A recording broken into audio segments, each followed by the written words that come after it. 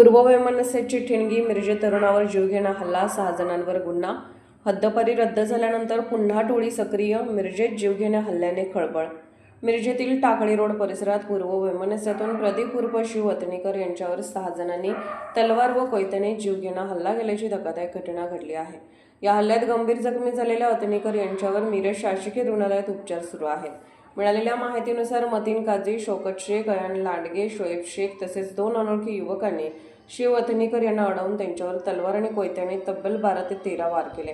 हल्ल्यानंतर सर्व आरोपी घटनास्थळावरून फरार झाले. घटनेची माहिती मिळताच अप्पर पोलीस अधीक्षक कल्पना बारवकर, उपविभागीय पोलीस अधिकारी प्रणय गिल्डा आणि पोलीस निरीक्षक किरण चौगले यांनी घटनास्थळी भेट देऊन पाहणी केली. आरोपीच्या शोधासाठी पोलिसांची विशेष पथके विविध ठिकाणी रवाना करण्यात आली आहेत. या प्रकरणी मतीन काझी, शौकत शेख, अयान लांडगे, शोएब शेख आणि 2 अनोळखी अशा 6 जणांविरुद्ध मिरज शहर पोलीस ठाण्यात खुनाचा प्रयत्नाचा गुन्हा दाखल करण्यात आला. पोलिसांनी गुन्ह्यात वापरण्यात आलेली 4 चाकी गाडीही जप्त केली आहे.